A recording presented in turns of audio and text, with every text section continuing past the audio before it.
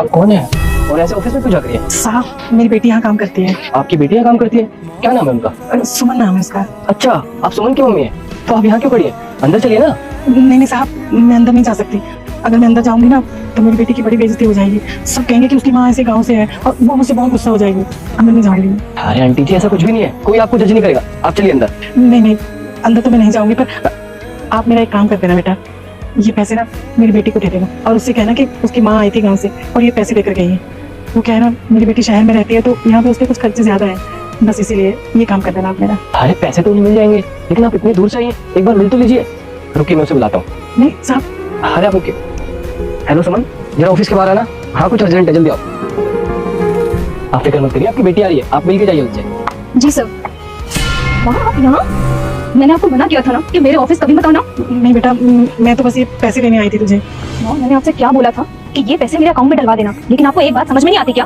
बेटा ये अकाउंट का झंझट ना मुझे समझ ही नहीं आता, तो बस इसलिए तुझसे मिलने चली आई। और पिछले 2 सालों से तुझे देखा भी तो नहीं था, देखने का बड़ा मन कर रहा था। माँ, मैंने आपको बताया था ना कि मेरे ऑफिस में कितने अमीर अमीर लोग काम करते हैं। अगर किसी को भी पता चला कि आप मेरी माँ हो जो गाँव से आई हुई है, तो मेरी क्या वैल्यू रह जाएगी यहाँ पे?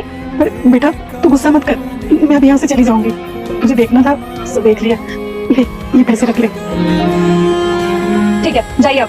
इससे पहले मैं हनुमान हूँ, मुझे इग्नोर मत करना। इस वीडियो को लाइक करके चैनल को सब्सक्राइब करो, तुम्हारा हर काम सफल होगा। और जाते जाते कमेंट में मेरे प्रभु श्री राम का नाम लिख देना। रुकिए, कौन सी इज्जत की बात कर रही हो सुमन तुम? सर, जो मेरे इस ऑफिस में है। जो इज्जत तुम्हारी इस ऑफिस में है ना, वो तुमने अपनी माँ के साथ ऐसा बिहेव करके खो दी है। अच्छा एक बात बताओ, ये जॉब तुम्हें कैसे मिली है?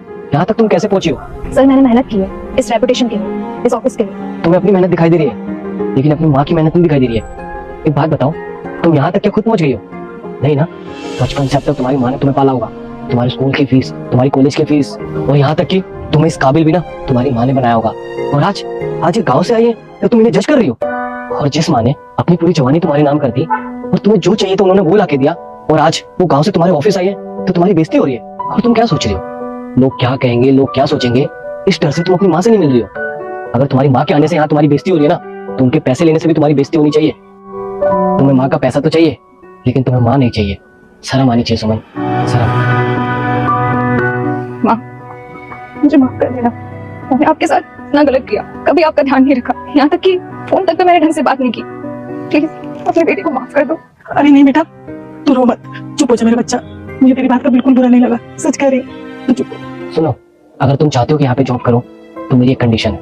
क्या सर, क्या कंडीशन है? तुम्हें अपनी माँ को अपनाना पड़ेगा, जैसी है वैसी, उन्हें टाइम देना पड़ेगा, उनका सहारा बनना पड़ेगा। माँ, मुझे माफ कर देना, आई एम सो सॉरी।